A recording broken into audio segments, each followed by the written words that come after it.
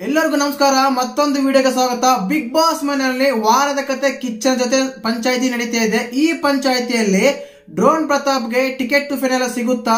ಖಂಡಿತವಾಗ್ಲೂ lead points ಅಲ್ಲಿರೋ ಪ್ರತಾಪ್ ಅವರನ್ನ ಬಿಟ್ಟು ಓಟಿನ ಮುಖಾಂತರ ಈ ಫಿನಾಲೆ ಟಿಕೆಟ್ ಸಿಕ್ಕಿದೆ. ಮೊದಲನೇ ಸಾರಿ ಬಿಗ್ ಬಾಸ್ ಮೇಲೆ ಆರೋಪ ಬಂದಿದೆ ಅಂತ ಕಿಚ್ಚ ಸರ್ ಹೇಳ್ತಾ ಇದ್ದಾರೆ.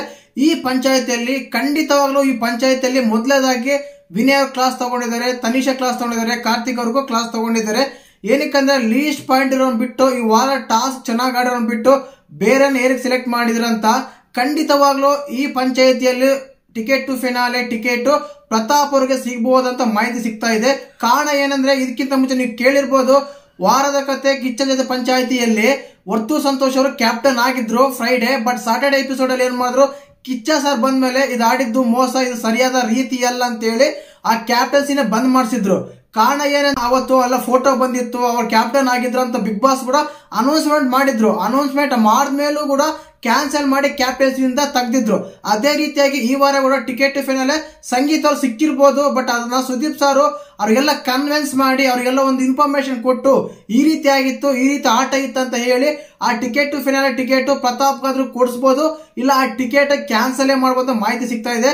ಖಂಡಿತವಾಗ್ಲೂ ಇದು ಇಷ್ಟೊಂದು ನೆಗೆಟಿವ್ ಆಗಿ ಪ್ರೋಟ್ ಆಗ್ತಾ ಇದೆ, ಇಷ್ಟೊಂದು ಕೆಟ್ಟದಾಗಿ ಸಿಗುತ್ತೆ ಅಂತ ಕಲರ್ಸ್ ಕಣ ಆಗ್ಲಿ ಬಿಗ್ ಬಾಸ್ ಟೀಮ್ ಆಗ್ಲೂ ಗೊತ್ತಿರಲಿಲ್ಲ. ಬಟ್ ಫುಲ್ ನೆಗೆಟಿವ್ ಆಗ್ತಿದೆ, ಬಿಗ್ ಬಾಸ್ ಶೋನೇ ನೆಗೆಟಿವ್ ಅಂತ ಆಗ್ತಾ ಇದೆ. ಕಾರಣ ಏನಂದ್ರೆ ಟಾಸ್ಕ್ ಕೂಡ ಮುಂಚೆನೆ ಅವ್ರು ಹೇಳಿದ್ರು, ಸದಸ್ಯರ ಪೈಕಿ ಒಬ್ಬರು ಅತಿ ಹೆಚ್ಚು ಅಂಕಗಳು ಗಳಿಸಿರೋ ಒಬ್ಬರು ಟಿಕೆಟ್ ಟು ಫೈನಲ್ ವಿನ್ ಆಗ್ತಾರೆ ಅಂತ ಹೇಳಿ. ಬಟ್ ಎಲ್ಲೂ ಟಾಪ್ 3 ಟಾಪ್ 4 ಇರ್ತಾರೆ, ಅವ್ರು ಸೆಲೆಕ್ಟ್ ಮಾಡ್ಬೇಕಂತೆ ಎಲ್ಲೂ ಮೆನ್ಷನ್ ಮಾಡಿರಲಿಲ್ಲ. ಇದೇ ಕಾರಣಕ್ಕೆ ಈ ವಾರದ ಪಂಚಾಯತಿಯಲ್ಲಿ ಕಿಚ್ಚ ಸಾರು ಮೊದಲೇ ಪ್ರೋಮೋದಲ್ಲೇ ಹೇಳಿದ್ದಾರೆ, ಎಲ್ಲರೂ ಅದು ಸರಿ ಅನ್ಕೊಂಡಿದ್ದಾರೆ, ಬಟ್ ನ್ಯಾಯ ಸಿಗಬೇಕಾಗಿರೋದು ಯಾರಿಗೆ, ಅದು ಕರೆಕ್ಟಾ, ಅದ್ರ ಬಗ್ಗೆನೇ ಪಂಚಾಯಿತಿ ಮಾಡೋಣ ಅಂತ ಹೇಳಿ ಪ್ರೋಮೋ ಬಿಟ್ಟಿದೆ.